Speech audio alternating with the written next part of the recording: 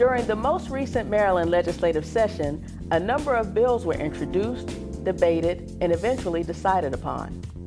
But which of these bills have become laws that could impact your small business? We'll address some of the highlights as well as other updates from the session on today's show.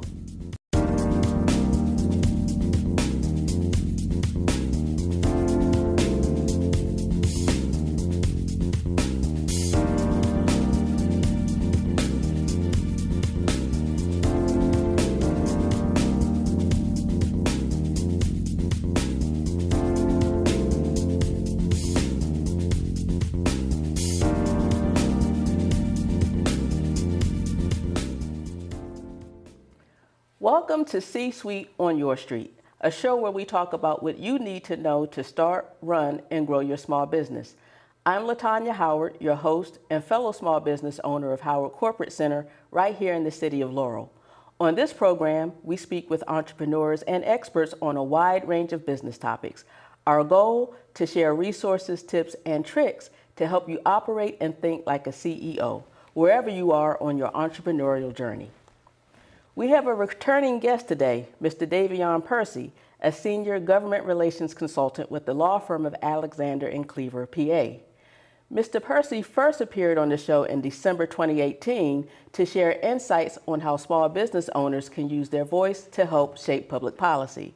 Today, Mr. Percy will provide some highlights of key legislation coming out of the recent Maryland legislative session impacting small business owners. Mr. Percy, welcome back to the show. Thanks, LaTaunya. Thanks for having me. You're welcome. So it's been an exciting few months since the last time you were here. A very interesting legislative session that just adjourned last month, and even some history was made, which we'll talk about. So let's get right into it and talk about some of the key legislation coming out of this year's session that impacts small business owners particularly. One that was probably the highlight, if there was one, of the session was the Fight for 15 legislation. Tell us a little bit about that. Yeah, the legislature has been taking up this Fight for 15 bill for a few years now. This year, we finally saw it go across the finish line, which means the bill got passed. It raises the minimum wage in the state of Maryland to $15 an hour across the entire state by 2025 for most businesses, and by 2026 for small businesses, which are defined as businesses that have fewer than 15 employees. Okay. And like you said, this was not the first time that this legislation has been introduced, because I imagine there was some pushback from, you know, certain small businesses or maybe even larger businesses. And your company really helps to be a voice, or helps small business owners to share their voice and their concern about legislation. So can you give us some insights on the types of issues that came up during the debates and what would ultimately allow the law to pass this year as opposed to past years? Yeah, there were several businesses on both sides of the issue. Maryland is considered American miniature. We believe that when you come to Maryland, you know, because of our diverse economy, our diverse geography, and our demographics, that this is a microcosm of America. So one of the challenges that we had was that, you know, in the urban counties, in Prince George's County, Montgomery County, and in Baltimore City, and a few others, there was a big push to raise the minimum wage. But when you look out in Western Maryland, Hagerstown, Cumberland, those areas that border Pennsylvania and West Virginia, and you look across to the Eastern Shore, there was major opposition. So we represent several businesses that had an interest in this. They were largely opposed to the issue. But one of the things that we did was we helped to guide our businesses through how to advocate on that issue. Number one, what we do is what we call take the temperature, you know, of this issue. You know, so we look at what's happening and how this is developing and determine the likelihood of whether or not this bill would pass. And because we knew that this bill was likely to pass, we didn't go in opposing the bill. We decided to advise our clients to take a position of support with amendments so that we can negotiate something that's a little better for businesses. Okay, very good, very good. So another piece of legislation that came out, and you told us about this, you were expecting this when you were on set back in December, you were expecting this to come up, was the federal 8A procurement bill. So you gave us some insights back in December, but let us know how this legislation actually came to fruition this go round. So this bill was brought up in the 2018 session as well. It almost got to the finish line, but didn't pass. So the sponsors brought it back in the 2019 session. And essentially what that bill does is it says that if you are a small business and you have been admitted through the Small Business Administration's Section 8A program, and you're located in Maryland, you like to do business in Maryland, that you can receive some sort of reciprocity to Maryland. So prior to this legislation, you would have to go through a process that is just as extensive on a state level, or if not more extensive, than what's required on the federal level, and it frustrated a lot of business owners. So what this does is once this bill goes into effect, which I believe in October, you will be able to present your certifying documents that you received admitting you to the federal Section 8A program, and receive expedited processing here on a state level. Okay, so I know that's going to save a lot of businesses a lot of time, because that is a very intensive process. I know. Right, especially for businesses that are, really looking at diversifying their portfolio. What we've seen in our clients that do federal business, because of the uncertainty on the federal government level right now, on Capitol Hill and in the White House, they're looking to diversify and do more business at the state level, but they felt that the process was prohibitive. So this makes it much easier for those small businesses to diversify and do business on the state level. Okay, so let me back up a little bit, back to the Fight for 15, and I guess to some extent this applies to the 8-8 as well. If I'm not mistaken, part of what your company does is some business consulting or business development in a sense. So now that we know that these two laws are in effect, the 8A, the federal 8A reciprocity, which is probably most likely seen as a positive thing, and the Fight for 15, which may not entirely be seen as positive. Right. How are you preparing your companies, who are your clients, to prepare for these changes, which could be substantial, at least, for the Fight for 15 in particular? So there are a few things that we're doing. Number one is we're ramping up our advocacy for our companies that are seeking to do business with the government. One of the concerns that came up during a Fight for 15 discussion was for those businesses that primarily do business with state government and governments, our municipal and county governments throughout the state. Their concern was being paid on time. There's a long process for understandable reasons that the government has to go through just to pay a vendor. And all too often we found that process goes beyond the predicted process, so it gets delayed. So we had businesses that we represented that actually testified, and one of our business owners, one of my clients said, I want to raise the minimum wage to $15 an hour. I love to pay my employees $15 an hour, but the challenge is you all don't pay on time. So I've got to take out a loan to cover my bottom line until I get paid, 6 months from now. And then by that time, I'm covering this loan and its interest, and it's affected my cash flow. So we're prepared, and we've done it before, to advocate on behalf of our businesses to make sure that those invoices are taken care of on time, to help position those businesses that would like to do business with the government, to make sure that their paperwork is in order, that all of their bases are covered, that all the requirements are met. And then we do things like look at the procurement forecast, what's coming down the pike, that we can get our businesses prepared for early, so that we can expand their portfolio. Okay, excellent. And another piece of legislation that passed this year, which is another piece of history that Maryland made, was the styrofoam ban. Maryland was actually the first state to actually pass this statewide. Tell us about that. So the styrofoam ban bans the use of styrofoam for food purposes, so restaurants, grocery stores, takeout, coffee cups, all of those types of things. And how this came to fruition, it was sponsored by Delegate Brooke Learman. This bill was sponsored in part because counties were banning styrofoam in their local jurisdiction. Prince George's County banned it, and there were a few others that banned it. So instead of having 23 counties, in Baltimore City, where in one county styrofoam is banned here, and another county it's not, the legislature decided to ban it statewide. And the intent behind the movement overall is to protect the environment here. Maryland is big on protecting our Chesapeake Bay, our oysters, our crabs, and our overall environment. So that was the intent behind this bill.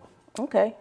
And one other piece of legislation that we'll talk about, you mentioned this when you came on set right before the session, was the predictive restrictive scheduling. You were expecting that, and I guess a number of other people were expecting that to have some movement in the legislature this year, but it didn't. So tell us a little about that. Yeah, so we were expecting that there was a slim possibility that it would be introduced in a 2019 session. There have been discussions about it for several sessions prior, and we're still hearing discussions about it. And also, as the legislature leans more left, become more progressive, we expect to see that. And essentially, what that bill does is it requires advanced scheduling. We've seen models from 2 weeks to more. Advanced scheduling, and that's the predictive part. Right. The restrictive part is it limits and adds penalties for changing a person's schedule. This mostly affects food service workers, hourly employees that work shifts. Understanding the intent behind the bill, one of the challenges that it poses is for those industries where you cannot always predict what your scheduling needs may be. One example I gave on the last episode that I was on was, sometimes, you expect a Tuesday and a Wednesday at a restaurant to be slow, but maybe there's a graduation that day or a big concert in the city, and you get an influx of people and you need to call folks in. There are days where you expect a Thursday, Friday, and a Saturday to be pretty busy, but for whatever reason, it's not, and you need to scale down. So those are things that we're looking for. Our businesses are paying close attention to that. We're listening to chatter. I expect that there's an increased possibility. They dealt with so many big issues from, minimum wage, and others that, restrictive and predictive scheduling probably just didn't have the room to be another major issue on the legislative agenda this year. But we do expect within the next couple of years that will become a top issue. Okay, good. And that's a good segue into looking a little bit into the future for the 2020 session. A little bit later on, we'll talk about ways that the viewers can research some of the other legislation that came up. But just kind of fast forwarding, I guess, about 9 months from now to the beginning of the next session, you anticipate maybe the predictive restrictive bill coming up again, possibly? So we any session now, we anticipate that bill coming up, and we also, just to bounce back just a little bit, we anticipate that the $15 minimum wage discussion will come back. There's some things that weren't in the bill that our clients and other folks in other jurisdictions think could fix the bill, and we also. And there are a few other bills that we anticipate coming soon, but those are the two that I'm mostly looking at. Right. And another one that we talked about offline perhaps is an internet sales tax and online sports betting as a way to generate additional tax revenue potentially. Yes. Okay. So we were looking out for that last year as well. In addition to the businesses that we represent several smaller governments that are looking to increase their tax base. So we were looking out for that. We expect sports betting to come very soon, maybe next session. I think that's highly likely in my opinion, and the internet sales tax discussion. Okay. And then another interesting piece of legislation that I wasn't even considering was what was called a drug take-back program. Tell us a little bit about that and what the future possibility of that being discussed again might be. Well, one of the priorities that we've seen in the legislature is addressing the opioid issue, the opioid misuse and abuse epidemic that we're seeing all across the country, and especially here in the state of Maryland. There was a drug take-back bill that was introduced during the last legislative session. It didn't get any traction. The intent is to give people more options for disposing of their medications so that they won't be abused. The challenge that we have there that we had last year was who pays for it. Right. So in addition to the discussion about price gouging and overall discussions on prescription medication, we're looking at how do we address the opioid issue without passing on the cost to the consumer, but also, without limiting the profit margins of those drug companies, especially the over-the-counter drug companies. The previous bill that was introduced included both prescription and non-prescription drugs. There's no opioids in non-prescription drugs, over-the-counter drugs, but it included that as well, and it required the companies to pay for them themselves and reimburse the state for administering the program. Okay. So those were some challenges that we saw. The sponsors of the bill seem very open to having a discussion about it and leading up to next session. So we expect that to come back. And we expect that to be a very vibrant discussion. Why is that important? Is because we found through the clients that I represent that there are several small independently owned pharmacies throughout the state of Maryland. So, when we think about pharmacies, we think about the CVS's and the Rite Aids of the world, but there's several mom and pop pharmacies that are owned by a family, has been in a family for years, and adjusting to this type of thing could be a challenge for them. So if you have anyone in your audience who owns a pharmacy, they should certainly look out for that because it's coming back. Okay, very good, very good. So what I want to do now is just shift gears just a little bit. We talked about at least one piece of legislation that created history for the state of Maryland, the styrofoam ban, Maryland being the first state to implement that statewide. Another type of history was made this year too with the election of a new speaker, which was due to the unfortunate passing of former Speaker Mike Bush. I know your firm was impacted by that because of relationships that you've had with the speaker and other legislators as well. So tell us, just a little bit about that transition and, what you expect that means for the future of Maryland. Yeah, just one point. Not only did we have a relationship with the late Mike Bush, who was the speaker for about 16 years or so, but the office of the speaker itself has a special place at Alexander and Cleaver. Gary Alexander, one of the founders of the firm, was the Speaker pro tem when he was there, when he served in the legislature, and Casper Taylor, one of our senior advisors, was the speaker. Mike Bush took the office of speaker when Cass left office. We made history.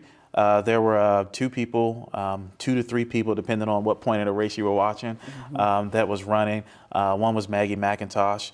She would have been the first woman to serve as speaker, the first openly gay speaker in the history of the state. The other was Derek Davis, who would have been the first African American to serve as speaker.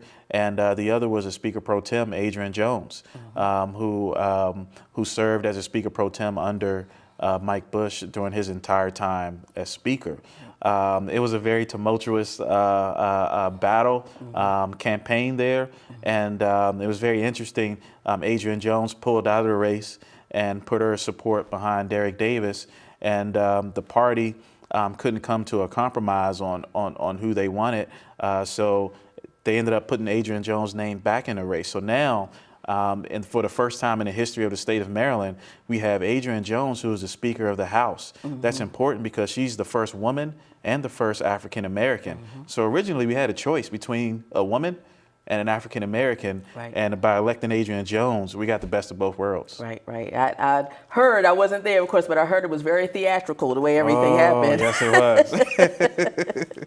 So one of the things that we like to do before we close out every show is to give our viewers action items that they can implement today, put use to, and put all of this into context. So one of the action items that we talked about was to review the 90-day report of the legislative session. This is something that is available on the MGA website, and it not only goes into more detail of some of the legislation that you highlighted, but perhaps other types of laws as well, right? Yeah, so that's very important. Of course, we couldn't cover all 2,400 pieces of legislation that was introduced this year. Okay. So reviewing the 90-day report would be beneficial for businesses. There was legislation passed related to occupational licensing, related to background checks for certain people who work in certain industries, labor practices, and others. So it's very important. You can go into the Department of Legislative Services website and click on the 90-day report and get a good comprehensive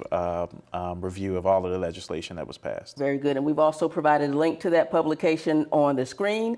We also suggest that viewers just go to the Maryland General Assembly website and just familiarize themselves with their legislators and just other types of activities that are going on during the interim in between sessions as well. Yes. So there's an interim calendar that's uploaded on the website where you can look at different dates. There's several activities that are going on throughout the state where you can meet your legislators. And the website itself is very resourceful. Okay. I mean, as lobbyists, that's our Bible. We follow that website.